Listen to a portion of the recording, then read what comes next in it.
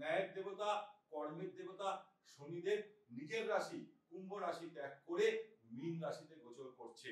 তাহলে এই যখন গ্রহরা এক রাশি থেকে অন্য রাশিতে গ্রহ গোচর করে তখনই কিন্তু আমাদের জীবনের উত্থান এবং পতন আমরা লক্ষ্য করতে পারি। তাই সবার আগে বলবো 2025 সাল থেকে শুরু হচ্ছে মেষ রাশির জাতক জাতিকাদের, অর্থাৎ শনির 7.5 প্রথম চরণ। ঠিক তেমনি দ্বিতীয় চরণ শুরু হচ্ছে মীন রাশির জাতক জাতিকাদের, আর তৃতীয় চরণ শুরু হচ্ছে কুম্ভ রাশির জাতক জাতিকাদের। তাহলে এই যে তিনটে রাশি বলুন বা সিংহ রাশি বা ধনু রাশির জাতক জাতিকাদের যেমন শনি ঢাইয়া শুরু হবে, তাহলে তাদের জীবন কেমন যাবে, টোটাল যে আমাদের জন্মকুণ্ডলীতে 12টা রাশি আছে সেই নিয়ে কিন্তু আজকে আমি ডিটেইলসে আলোচনা করব। প্রতিটা পর্ব আপনারা দেখে থাকুন। তার আগে আমার আপনাদের কাছে বিনীত অনুরোধ, যারা আমার এই অনুষ্ঠানটা দেখছেন তাদেরকে বলবো, যারা আমার নতুন শ্রোতা তাদেরকে বলবো সাবস্ক্রাইব করুন, বেল আইকন প্রেস করুন, তার সাথে সাথে আপনার বন্ধু বান্ধব আত্মীয় স্বজনকে শেয়ার করুন। দেখুন, যখনই শনিদেবের কথা চলে আসে তার সাথে সাথে জড়িয়ে রয়েছে কিন্তু হনুমানজি। আমরা বারবার করে বলি, যখনই কারো জন্মকুণ্ডলীতে শনি নিচস্থ থাকে বা শনি ঢাইয়া চলছে বা শনি 7.5 চলছে, তখন আমরা বলি কি হনুমানজির শরণাপন্ন হওয়ার জন্য। এর কারণ কি জানেন? এর ব্যাখ্যা কি জানেন? আমাদের শাস্ত্র জানাচ্ছে, যখন রাবণের শনি 7.5 শুরু হলো, তিনি তার কুল পুরোহিত অর্থাৎ কুল জ্যোতিষীদের কাছ থেকে যখন জানতে পারলেন তার শনি 7.5 শুরু হচ্ছে, তখন তিনি কি করেছিলেন? তখন তিনি করেছিলেন স্বয়ং শনিদেবকে নিজের কারাগারে বন্দী করে রেখেছিলেন, উল্টো অবস্থায় বন্দী করে রেখেছিলেন। তখন কি করে সেখান থেকে উদ্ধার পেল? সেখান থেকে এই স্বয়ং হনুমানজি তাকে উদ্ধার করেছিলেন। তাকে স্বয়ং সেই রাবণের কারাগার থেকে স্বয়ং শনিদেবী সেখান থেকে উদ্ধার করেছিলেন, হনুমানজি উদ্ধার করেছিলেন। এবং হনুমানজিকে কথা দিয়েছিলেন শনিদেব, যে হনুমানজির ভক্ত, যে হনুমান চল্লিশা প্রতিদিন নিয়মিত পাঠ করবে, যে মঙ্গলবার দিন হনুমানজিকে মেটে সিঁদুর অর্পণ করবে, জবা ফুলের ফুল অর্পণ করবে, তার জীবনে কোনোদিন শনি 7.5, শনির ঢাইয়া বা শনির কুদৃষ্টি কোনোদিন সেখানে পড়বে না। তাই সেদিন থেকে আজ অবধি এই কলিযুগে আমরা সবাই বলে থাকি, যখনই আপনি শনির বিপদে পড়বেন, শনিদেবের কে বিপদে পড়বেন, তখন কিন্তু আপনি হনুমানজির আরাধনা করুন, দেখবেন আপনি সেই বিপদ থেকে রক্ষা পাবেন। তাহলে সবার আগে জানাবো 2025 সালে অর্থাৎ এই 29শে মার্চ মেষ রাশির জাতক জাতিকাদের সবার আগে অর্থাৎ প্রথম চরণ শুরু হতে চলেছে। কিন্তু একটা কথা মাথায় রাখবেন, মেষ রাশি অর্থাৎ মঙ্গলের সাথে কে জড়িয়ে রয়েছে? স্বয়ং হনুমানজি। আপনারা ভয় পাবেন না, কারণ মঙ্গল অর্থাৎ হনুমানজি আপনাদের সাথে জড়িয়ে রয়েছে। আপনারা যদি হনুমানজির কিছু উপাচার, কিছু হনুমান চল্লিশা পাঠ করেন, তাহলে কিন্তু আপনি সেই জায়গা থেকে রক্ষা পাবেন। তার সাথে সাথে যারা কৃত্তিকা নক্ষত্র বা ভরণী নক্ষত্রে জন্মগ্রহণ করেছে, তাদের কিন্তু শনি 7.5 এত প্রভাব পড়বে না, এটাও কিন্তু মাথায় রাখবেন। কিন্তু যারা অশ্বিনী নক্ষত্রে জন্মগ্রহণ করেছে, তাদের কিন্তু একটু সমস্যা দেখা দেবে। তাহলে সবার আগে আমি ডিটেইলসে এবার আলোচনা করব মেষ রাশির জাতক জাতিকাদের। সবার আগে আমি বলবো যে কি হতে চলেছে। শনিদেবের ন্যায়ের দেবতা, কর্মের দেবতা। শনিদেব নাম শুনলে আমরা কি করি? ভয় আটকে উঠি। এই বুঝি আমাদের সব চলে গেল যখন আমাদের শনি 7.5 চলুক, শনির ঢাইয়া চলুক বা শনির দশা অন্তর্দশা চলুক, তখন কিন্তু আমরা ভয় আটকে উঠি। নেভার। শনিদেব হচ্ছে ন্যায়ের দেবতা। আপনি যেমন কর্ম করবেন তেমন আপনি সেই ফল পাবেন। তাই শনিদেব আপনার রাশি থেকে কোথায় গোচর করবে? 29শে মার্চ অর্থাৎ আপনার রাশি থেকে দ্বাদশে গোচর করবার দরুন জাতকের উন্নতির পথে নানা প্রতিকূলতার মধ্যে দিয়ে তাকে অতিবাহিত করতে হবে। কারণ যখনই শনি 7.5 শুরু হয়ে যায় বা শনি ঢাইয়া হয়ে যায় না, মানুষ দেখবেন একটু লেজিনেস, একটু অলসতা, একটু ওভার কনফিডেন্স তার মধ্যে জেগে ওঠে।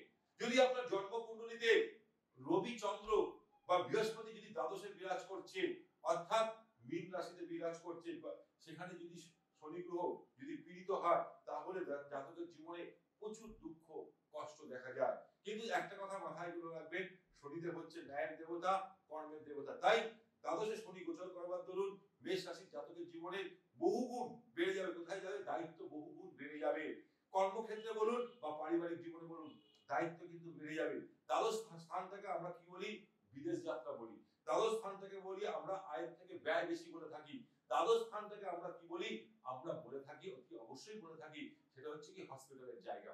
তাই মেষ রাশি জাতকদের বলবো, শনি গ্রহ দ্বাদশে গোচর করার ফলে আপনাদের লং ট্রাভেলস দেখাচ্ছে, একটু বেশি ট্রাভেলস দৌড়ঝাঁপ এটা কিন্তু দেখাবে।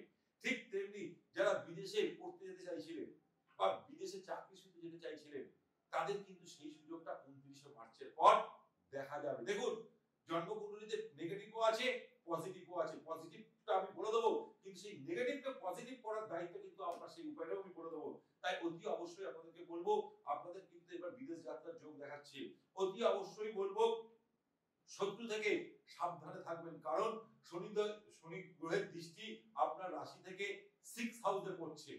6 হাউসে পড়ার দরুন অতি অবশ্যই বলবো শত্রু থেকে একটু দূরে থাকবেন। আর্গুমেন্ট চটজলদি কারোর সাথে করবেন না, তাহলে কিন্তু আপনি বিপদে পড়তে পারেন। মেষ রাশির কর্মজীবনে বিশাল পরিবর্তন দেখা দেবে। কর্মজীবনে অতি অবশ্যই পরিবর্তন দেখা দেবে, কিন্তু মাথা ঠান্ডা রেখে যখন আপনি এক কোম্পানি থেকে অন্য কোম্পানিতে যেতে চাইছেন বা একটা জায়গা থেকে অন্য জায়গায় আপনি ডিসিশন নিতে চাইছেন, মাথা ঠান্ডা রেখে ডিসিশন নেবেন, না হলে কিন্তু বিপদে পড়তে পারেন। কারণ অনেক সময় চটজলদি ডিসিশনের ফলে আপনার নিজের ভুলের কারণে আপনি নিজের পায়ে কুড়ুল মেরে ফেলবেন। তাই অতি অবশ্যই মেষ রাশিদের বলবো, এই শনি সাড়ে সাথী চলাকালীন যে কোনো ডিসিশন নেবেন, বাবা মায়ের সাথে বলুন, আপনার স্ত্রীর সাথে বলুন, পরামর্শ করেই তাদের ডিসিশন নেবেন, না হলে কিন্তু বিপদে পড়তে পারেন। শনি আপনার রাশি থেকে অর্থাৎ দ্বাদশে গোচর করার ফলে তার দৃষ্টি পড়ছে অর্থাৎ আপনার রাশির দ্বিতীয় পড়ার দরুন কথাবার্তা ভালোভাবে বলুন, কথার উপর মাধুর্য আনুন, অর্থাৎ আপনার এই যে মুখের বাণী সেটাকে ভালো রাখলে আপনার পরিবারের সাথে সম্পর্ক ভালো থাকবে, বন্ধু বান্ধব সার্কেলও আপনার ভালো থাকবে। যদি আপনার জন্মকুণ্ডলীতে শনি গ্রহ উচ্চ অবস্থায় বিরাজ করছে, বা স্বক্ষেত্রে বিরাজ করছে, তাহলে বলবো গোল্ডেন টাইম। আমরা বলি তো শনি সাড়ে সাথীতে আমরা ভয় আটকে উঠি না। যদি আপনার জন্মকুণ্ডলীতে শনি যদি ভালো পজিশনে থাকে, তাহলে কিন্তু আপনার জীবনে এই 7.5 বছর বহু কিছু দিয়ে যাবে আপনার জীবনে। ঠিক তেমনি আবার নিজস্ব থাকলেও এই শনি আপনাকে রাজা থেকে ভিখারিও বানিয়ে দেবে এই শনি। তাই তার জন্য উপায় আছে, ভেঙে পড়বেন না। তার জন্য উপায় আছে, কি করলে কি টিপস করলে আপনি সেই জায়গা থেকে বেরিয়ে যাবেন, সেটা নিশ্চয়ই আমি জানাবো। শনি দ্বাদশে গোচর করবার দরুন আপনাদের কিন্তু আয়ের থেকে ব্যয় বহু গুণে বেড়ে যাবে। আয়ের থেকে ব্যয় কিন্তু বহু গুণে বেড়ে যাবে, সেই দিকে একটু সাবধানে রাখবেন। উপায় হিসেবে কি করতে হবে? অতি অবশ্যই প্রতিদিন হনুমান চল্লিশা পাঠ করুন। কিন্তু তার আগে আমি একটা কথা বলবো, যে যারা 9 সংখ্যার জাতক, যেসব মেষ রাশির জাতকেরা যাদের জন্মের তারিখ 9 তারিখ, 18 তারিখ, 27 তারিখ যারা জন্মেছেন, অর্থাৎ তাদের জন্ম হিসেবে দেখা গেলে অর্থাৎ 9,000, আর 2025 সাল দেখা যাচ্ছে সংখ্যা তত্ত্ব অনুযায়ী 9 সংখ্যার দেখা যাচ্ছে। তাহলে যারা মেষ রাশির জাতকেরা যারা জন্মগ্রহণ করেছেন 9 তারিখ, 18 তারিখ, 27 তারিখ, তাদের বলবো অত শনির প্রভাব এই 2025 সালে পড়বে না। কারণ এটা তো হচ্ছে হনুমানজি 9 সংখ্যার জাতক, অর্থাৎ হনুমানজি মঙ্গলের সাথে জড়িয়ে রয়েছে। সেই হিসাবে আপনাদের এই বছরটা 2025 সাল অত ট্রাভেলস কিন্তু আপনাদের দেবে না, এটা কিন্তু মাথায় রাখবেন। তার সাথে সাথে অতি অবশ্যই বলবো উপায় হিসাবে হনুমান চল্লিশা পাঠ করুন।